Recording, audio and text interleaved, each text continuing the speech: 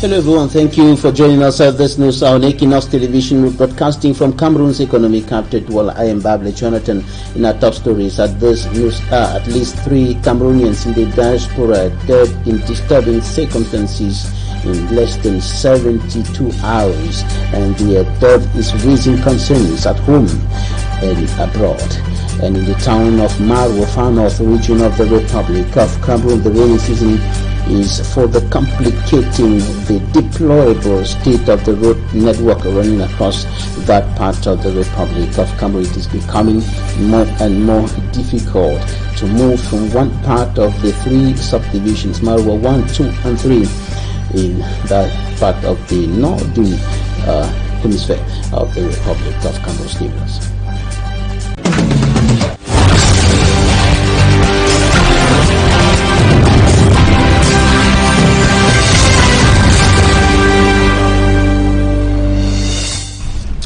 We begin this newscast in the Cameroonian diaspora. At least 3 diasporans dead in very disturbing circumstances within a matter of days, and their death is raising concerns at home and abroad. Now Annabella tells us more about the circumstances of the death of these Cameroonians and reactions streaming in from across the border. It was a gloomy weekend among Cameroonians both in the country and abroad. Cameroonian compatriots died, some in cold blood. The most painful is that of this 29-year-old lady who was reportedly stabbed to death by her 50-year-old ex-husband in front of her 3 kids in Montreal, Canada. We got information that Giselle Betonti was constantly battered by her ex-husband, whose name we got as Puya Hosea. Some associations defending the rights of women in Canada have been expressing worries about the sudden demise of the 29-year-old lady. The society needs to hold the abusers accountable. Unfortunately, what we see in various communities is that the victim is blamed. They make it seem as if a woman who has left a marriage is less than a woman. You have to stay there and bear it. And this, unfortunately, encourages, it enables the abuser to do worse. After reports to the Canadian police, the deceased got custody of her kid, a pill which was too bitter for the ex-husband to swallow. Puya would later surprise Giselle as she attempts to get into her car with kids. The ex-husband stabbed her severally in front of her children aged 4, 1, and 2 weeks old. She bled profusely and gave up the ghost. And what happens to his children, their children? They are now motherless. And of course their father will go to jail. These children were already taken over by social services. How do these kids grow up? What kind of normal life can a child who watched his mother get killed by his father? What kind of life are these children supposed to have? Another tragic incident is that of Isil Bissa Edowa, a Belgian-based Cameroonian who was found dead in her room in Liège, Belgium. The Belgian authorities have been trying in vain to get more about the late Edowa. The government is making plans to incinerate her corpse soonest if they can't have more information on the deceased. And another sad incident is that of a Cameroonian based in Germany. Her only name we got as Megan. She is said to have committed suicide following police reports.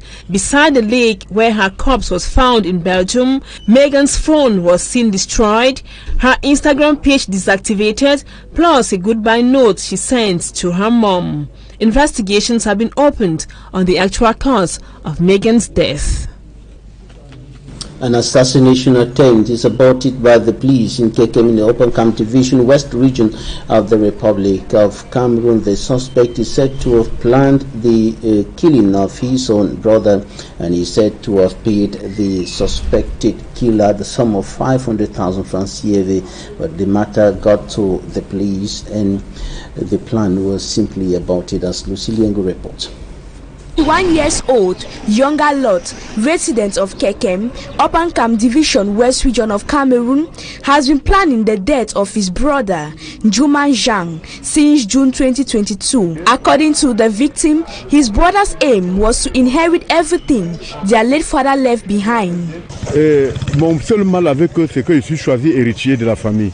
The only problem they have with me is that I'm the heir apparent. To them, no one has the right to inherit our father's properties. They decided to kill me so that I wouldn't be part of the property distribution. In the same way they killed our father to gain everything to themselves. Ils veulent tuer tous les enfants pour s'accaparer de tout. Lot promised a sum of 500,000 francs to a certain Mr. Chakunte Martin, a shoe seller, if he puts an end to his brother's life. Unfortunately for Lot, Martin exposed him to the police, who got him arrested following investigations. J'étais dans mon carrefour quand il me distrait, là où il me distrait mes amis. Quand mes amis partent à 22, ils m'appellent dans l'obscurité. I was in a roundabout with my friends. Immediately they left. Younger Lot called me in darkness, telling me he wanted me to kill his brother. I cried, but wisely I told him we cannot talk at the moment. We would on Monday. The next day I bought a memory card to record his voice. We met there. He told me the sum of 500,000 francs is already available, but insisted I should kill his brother Juman Zhang. Honestly, this got me very frustrated. I went directly to Melon, wrote a complaint to the senior divisional officer, telling him I have a problem which I don't know how to go about it. Problème qui me dépasse. Je n'ai jamais tué dans ma vie, je ne sais comment on tue. The victim pleads protection from the forces of law and order, noting his life is still in danger, even though his brother is behind bars. Il dit partout. Everywhere I go to, I hear that Mr. Lot has his lawyer. I don't feel secured. All I ask is for the government to protect us, the innocent ones. Veiller sur les innocents, c'est tout ce que demande l'État. On the part of the police commissioner, for such a crime to be stopped completely, the population of Kekem need to collaborate with the security forces by denouncing the suspects. Now we invite all the populations to come and denounce, to really come and denounce such acts, because in our city we mostly have crimes that are not elucidated. While investigations are going on to arrest the perpetrators, the population is encouraged to be vigilant. Elements of the Mobile Intervention Police Unit Number 2 here in Cameroon's economic capital have intercepted a truck transporting industrial equipment of doubtful quality from a doubtful source. The vehicle was intercepted after information got to the police about a suspicious vehicle, and they launched investigations and intercepted that vehicle, as Manjigang Debre reports. At the esplanade of the Mobile Intervention Police Unit in Bonanjol is a truck. The security officers, the anti-gun unit of the Mobile Intervention Police Office, say a tip-off from a good citizen enabled them to catch the truck. We had an information from one of our informants on the field that a suspicious lorry was transporting suspicious items. So that's how I mounted an operation. Unfortunately for us, we arrested a transporter with this vehicle that you have seen, transporting valuable industrial materials that consists of welding materials, industrial equipments, and what have you. The truck containing a variety of heavy-duty equipment.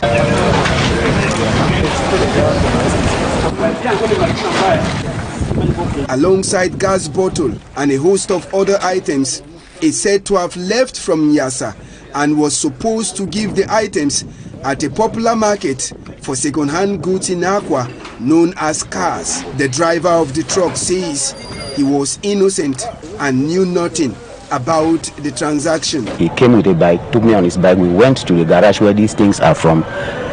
He went right into the garage and showed me some of the things and said some are still to come out. There was a truck at the entrance. I blocked the entrance, so he asked me to hold on when they finish repairing the truck and he gets out. Then can I come in with my own truck? They opened the gate, I went in, they loaded me and I came out. On my way then, the police people stopped me and I find myself here now. With one person on the run, the elements of the Mobile Intervention Police Unit have arrested the driver and the person who was waiting for the goods. Investigations are on course to track down the runaway suspect. In the report coming up next, we're going to show you the deplorable state of roads in Marwa in the far north region of the Republic of Cameroon. The rainy season is worsening the situation, as Mala Glory reports.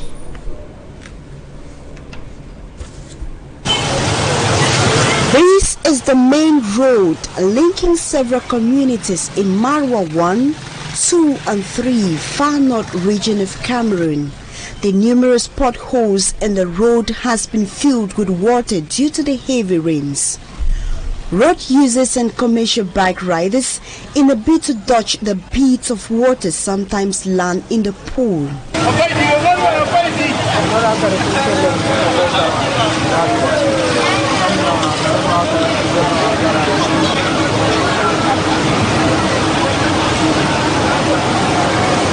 The locals say the road is completely inaccessible to children who often get to school late. The inhabitants accuse the authorities. There is no merit. They have what we call negative impacts on them, and then we are not expecting that they should be voted next time. The mayors on their part blame the neglect on limited funds and poor drainage system. L'ancien canal qui n'est pas débouché depuis 22 ans aujourd'hui. The former drainage system at Ineo, which has been blocked for over 22 years, has contributed to the flow of water from Mount Kotbao to the main junction, which has interrupted circulation. Voulant donc menaçant donc la rupture de circulation sur ce point-là. La commune ne peut pas survenir à ses besoins elle-même. The council cannot take responsibility for all these needs alone because they have limited finance. The council authorities say the town of Marwa was poorly managed for over 20 years.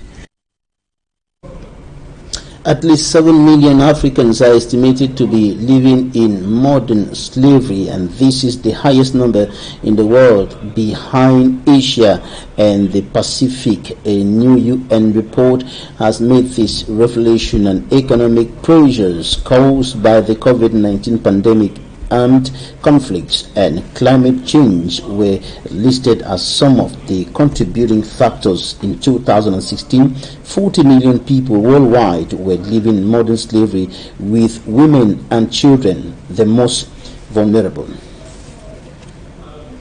The United Nations Secretary General Antonio Guterres visits several areas of Pakistan ravaged by floods, calling for increased global financial support at the end of a 2-day trip aimed at raising awareness of the disaster. That's Euronews.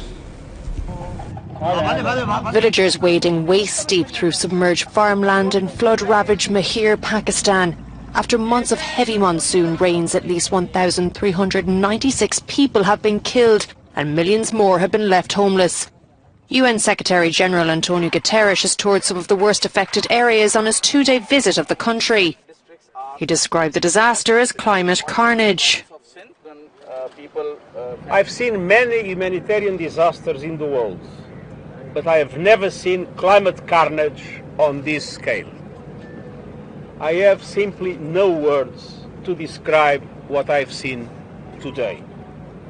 A flooded area that is 3 times the total area of my own country, Portugal. Guterres also visited displaced families at camps in the Larkana district with Pakistan's Prime Minister Shehbaz Sharif. So far, UN agencies in several countries have sent nearly 60 plane loads of aid. Kilometres of cotton and sugarcane crops, banana orchards and vegetable fields in the Sindh and Baluchistan provinces have been destroyed by the torrents. Experts are blaming global warming for this disaster, but say Pakistan is only responsible for 0.4% of the world's emissions to date. And that's it for the first part of this newscast. Talking Point is up next.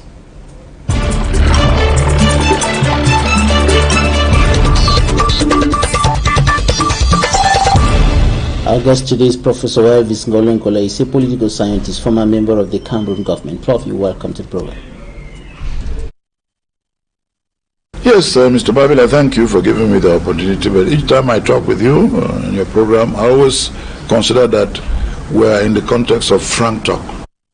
And we're going to be talking about what the President of the Republic has done recently with regards to efforts to restore peace and normalcy in the crisis-stricken northwest and southwest regions of the Republic of Cameroon. I'm referring to the decision to deploy special forces to the crisis-stricken regions. Why should special forces be deployed to those regions? Every state has the sovereign right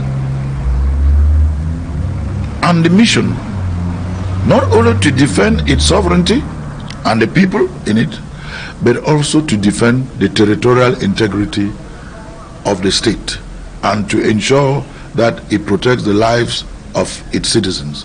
And in that capacity, the Cameroonian state as a sovereign state deploys its security and defense forces whose missions, Regalian mission, all over the world, historically, has always been, and it is and will ever be, to ensure that at all times, throughout the national territory, that whenever security is disturbed, whenever security is at issue, whenever the lives of people are at stake, the state, in its Regalian duty, will deploy its security and defense forces to protect not only the territorial integrity, but the lives of the people wherever that security is disturbed. So this is the context in which the state of Cameroon is deploying or has deployed its security and defense forces, whether they are at the level of law and order officials, police, gendarmes,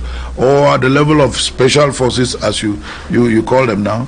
It is the sovereign right of every state to do that, and every state does it, whether it is in Africa or out of Africa, whether it is developed or not developed. Does this not confirm the idea that President Paul Biya's policy option to solve the Anglophone crisis is the military option and not dialogue, as those of you close to him have been saying?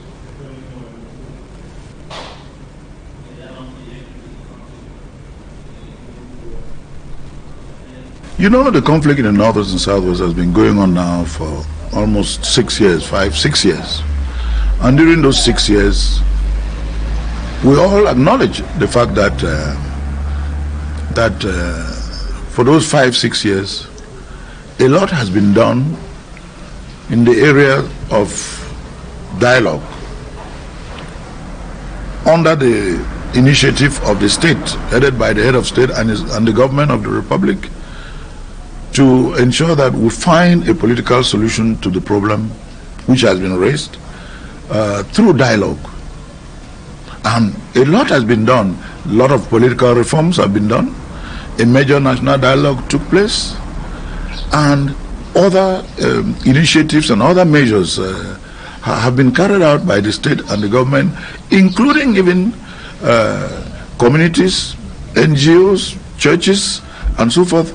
Everybody has tried to do something to find a solution which is politically based, which is non-military, which is non-security, because we are all interested in peace. We are all interested in a solution to this problem. We cannot continue for 6 years to be destroying property, to be destroying lives, killing people, innocent people, killing children, and disturbing children from going to school. No society that is civilized, no civilization on earth accepts that for any minute, any year, 2, 3, 4, 5 years, that we give ourselves the liberty and the right and the pleasure to kill people, to kidnap people, to disturb the schools, children, innocent children, from going to school, to disturb business people to carry out their businesses, to disturb farmers from carrying out their agricultural activities,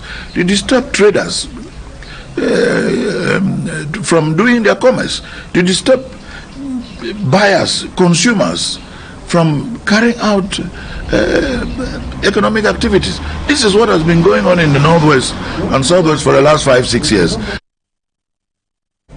Yes, that's what has been going on, and now there's also accusation going towards the military for doing some of those things that you just cited now, and we've heard it again and again from you and other government members, other authorities, other people of the ruling party, that the mission of the military is not to do those kind of things, but to protect the territorial integrity of Cameroon, her people and their properties. But the question now is tracking and killing separatist fighters and displaying their mortal remains on the streets of Kumba and Bamenda.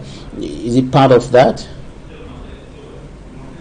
All that I've described, all this destruction, wanton destruction and senseless destruction, the state as an established entity recognized by international law and under the Constitution, in its legitimacy and its legality, has the regalian duty, I say.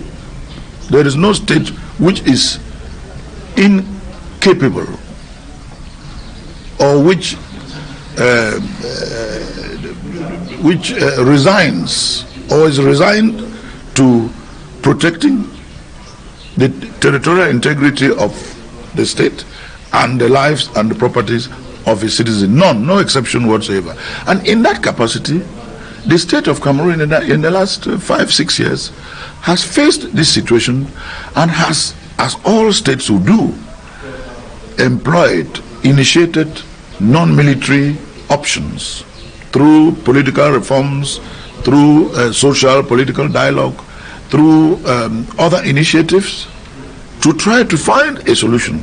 But in finding that non-military military means to solve the problem and to find a solution, the state of Cameroon, as all states, still reserves, because it is a reserved power of the state, of any sovereign state. The state of Cameroon reserves the power constitutionally and in international law, I keep saying, to ensure that if it determines, wherever it determines, that there is insecurity or that the lives and properties of people are in danger, the state has the regalian duty, obligation to legal, I say constitutional by the way, to ensure that security and defense forces put a stop to it through the means that they are trained to do. But that does not absolve the state, and that does not in any way exclude or preclude the fact that the state, as a sovereign state, has been carrying out other non-military measures or options to find a solution to a problem. The deployment of the security and defense forces is not an exclusive or exclusionary option of any state, but every state uses that option because it is a regalian option.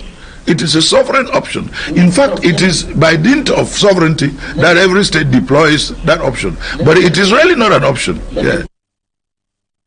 The special forces that the President of the Republic has decided to deploy to those two regions are specialized in the fight against terrorism and will definitely be working towards the same perspective of tracking and killing separatists. And the question is, should that be what the military should be doing? Is that any solution? The state in its security and defense organization, and I'm not saying just Cameroon, every state in its defense and security organization, and I'm telling you that there's no exception. Every state does in its organization of a security and defense sector or defense department or services, and in its training knows what are the forces that will engage in law and order daily activities, what are the forces that will engage in special operations, what are the forces that will engage in this or that. The state in its organization, and every state does that. These special forces that you refer to, they are not mercenaries. These special forces are members of the defense and security forces, regular defense and defense forces of Cameroon, just like they are everywhere in the world. Their assignment, their mission is not to kill Cameroonians. Their mission is not to harass Cameroonians. Their mission is not to deprive Cameroonians of their human or basic rights. Their mission is to ensure or to establish order, to ensure and to establish regular, normal life wherever they are deployed, so that regular, normal activities and human life could be preserved. So the mission, as you call it, of the special forces, it's not done with the purpose or for the purpose of going to kill or going to deprive human rights. No, every state, and Cameroon included, is using this option or this initiative to ensure that a solution to the problem is found, to find a solution to the problem. Now, there has been an increasing use of sophisticated, or better still more sophisticated, weapons by the pro-independence fighters, from the Den guns to the AK-47 to the M15 to explosive devices and rocket launchers.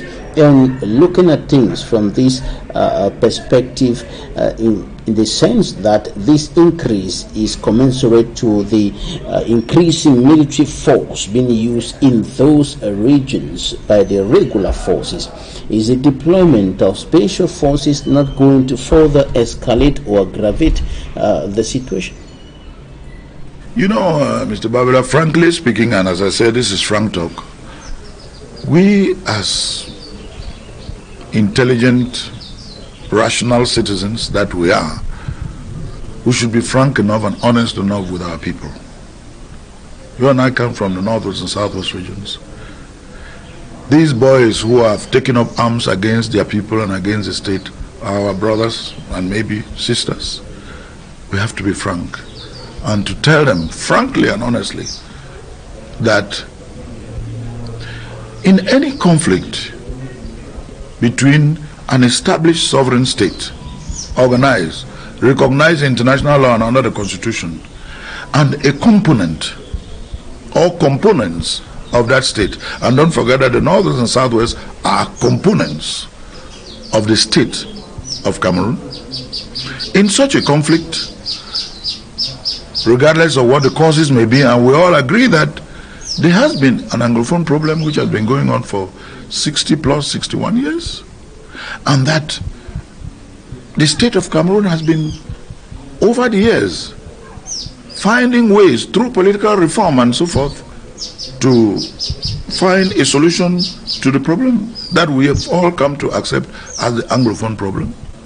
Now, the Anglophone crisis, which came up 6 years ago, was a crisis that began with the lawyers and the teachers of the two regions, the two Anglophone regions. The state, those who say the state was slow or the state was not this or that, but the state, at the end of the day, through dialogue, through non-military means, worked with the lawyers and the teachers of these two regions, and they were able to find peace and to find an agreeable outcome, which we are all happy that the lawyers and the teachers are doing their job and they are working. Yes, the teachers and the lawyers are back to work, but the angry young men, the boys as they are now called today, are still in the bushes, and the war is still, or the crisis is still raging on. What is this going to bring to efforts, the deployment of special forces? What is it going to bring to efforts to quell down the tension, to stop the killings, the destruction, the violence going on? This aspect where a group of individuals, you say angry, you call them angry young people, have taken up arms, as you say, whether the arms are in the form of grenade launchers, as you say, or AK-47s or whatever, or Den guns or whatever, or improvised explosives. These young people have to know that you and I, who are from the Northwest and Southwest regions, and who speak English like they do, we are proud citizens of Cameroon. we also recognize that there have been problems and that there are problems. And even our head of state has recognized that there are problems. The question is, when you have problems or when you face a problem or problems, what do you do for the solution? Do you take the rational path to take up guns and explosives and start shooting everybody?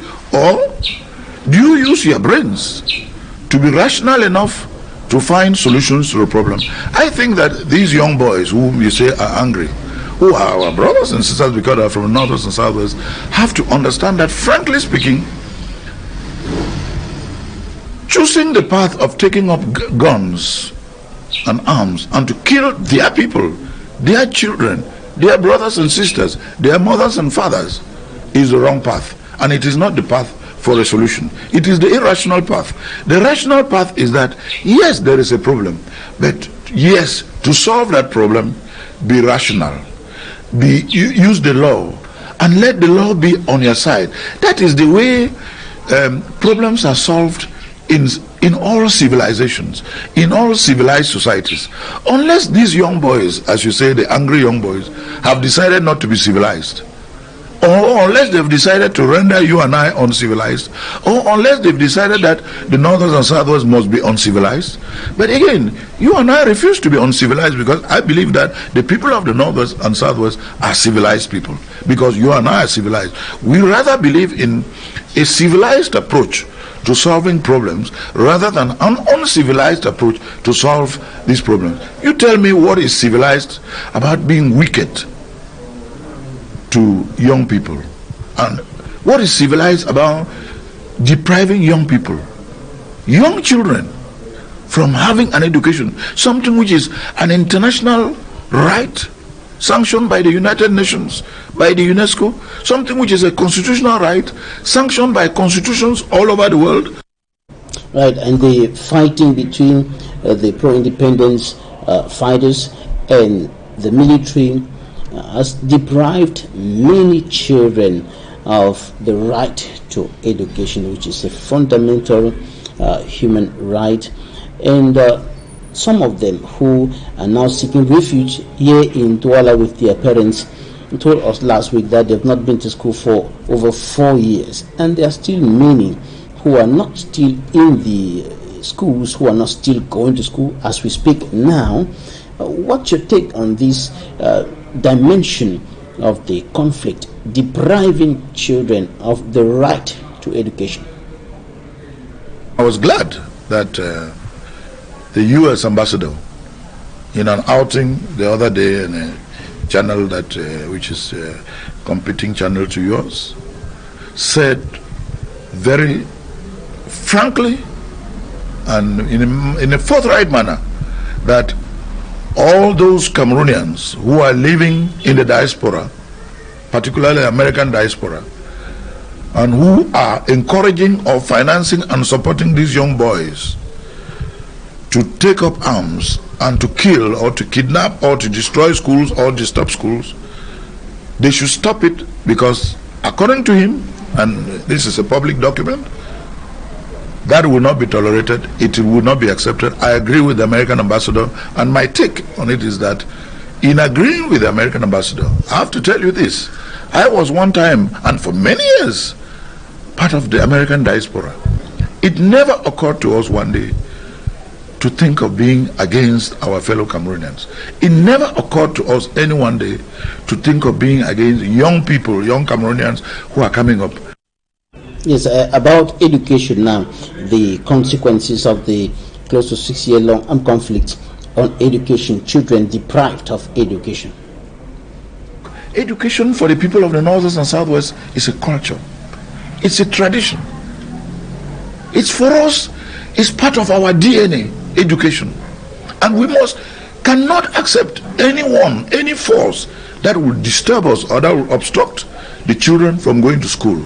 You must always support education, and anybody who tries to put a stop to it, we have to denounce that person. And that is why we keep saying to these boys, the head of state has opened the door for dialogue, for reform, and the Arab State is still open and has given an amnesty. Not only has he released many of those who were detained, as you know yourself, over 300, 400, 500 were released from detention, but he continues to be open to finding a peaceful solution.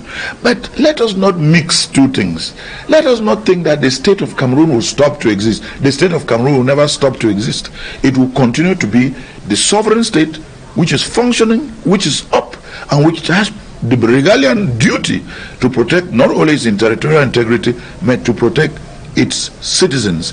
Now, if the boys in the bushes decide that, oh, because the state is doing its Regalian duty, they too will take up bombs and AK-47 and so forth, they are wrong. And they cannot win at that, because history of the world shows that nobody wins at this. In fact, if you do win, it's an exception and not the rule. And I hope that they will be rational enough to understand that the world is not stupid to refuse to recognize them. The United Nations is not stupid to refuse to recognize them. The majority of the people of the Northwest and the Southwest are not stupid to refuse to recognize them. And look, one of the things we have realized in the last 2-3 years, and again you can check this because you are a very highly informed journalist, is that the people of the Northwest and Southwest, the civilians, have themselves in the last 2 or 3 years begun to fight against these boys. I'm not teaching you this because you know this. Whether you look at Nkambe, or you look at Wum, or you look at in other places, in Bangem, or in Kumba, or in wherever, in Limbe, in Boya, the people are fighting these boys themselves because the people are fed up. They are tired. The people know this is wrong. And I hope these boys in the bushes, who are, for you and I, our brothers and sisters, will understand that the best way to solve the problem, all the problems, is to remain rational. The best way to solve the problems is to use your brains and not to use your guns. Thank you very much, Professor Elvis Ngole, political scientist, former member of the Cameroon government. Thank you for your time. Thank you, dear viewers, for staying with us. Coming up next, live from Cameroon's political capital, Yaoundé, Equinoxe, with Serge Alonto. Do stay with us.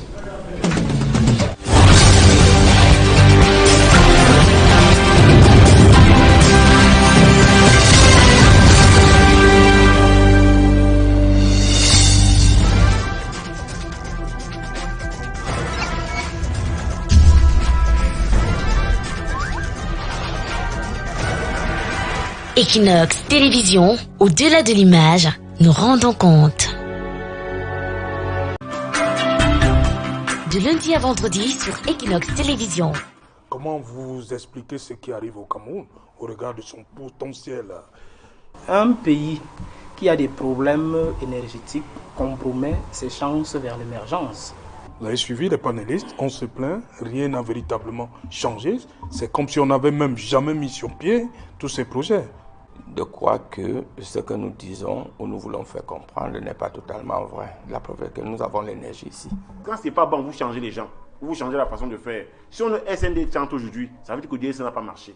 Je vous dis, le réchauffement climatique ne peut pas être à l'origine des problèmes que nous avons aujourd'hui.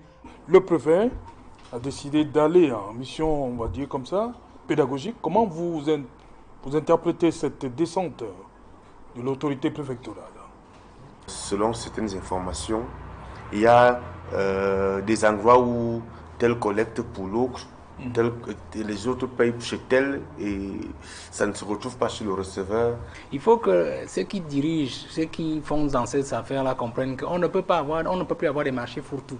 On se retrouve demain lorsqu'il sera 19h. Bonsoir, Locpom. Lundi sur Equinoxe Télévision. À Saint-Mima, le stade de Akon, où il y avait 25 000 spectateurs dedans et dehors. C'était à l'époque lointaine, on pourrait l'année 80, 84, 85.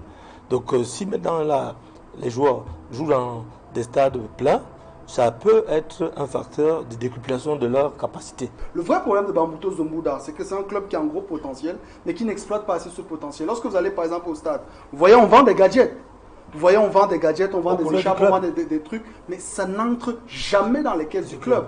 Du côté de Bamboutos, on ne peut pas dénier le droit aux supporters d'exprimer leur reconnaissance ou leur joie de la façon dont il se doit. Lorsque les éliminatoires commencent, même dans les ligues régionales, je ne pense pas qu'on aurait parié sur une affiche Coton-Bamboutos. Bamboutos n'a aucun titre. Coton a 17 titres de championnat et est en train de courir derrière le 7e titre. C'est deux extrêmes. C'est deux extrêmes et ça va se jouer en un match. On va se retrouver mardi à 22h30 et lundi à 21h. Bonsoir à tous. If you suspect you may have a coronavirus infection, please call your healthcare provider in advance and let them know you are coming.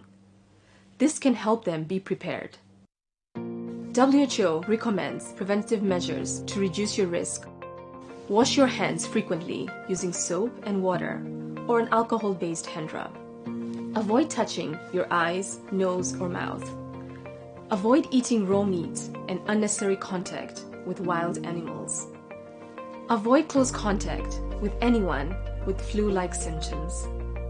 When coughing and sneezing, cover your mouth and nose with a flex elbow or use a tissue. Take particular precaution while traveling. Seek medical care early.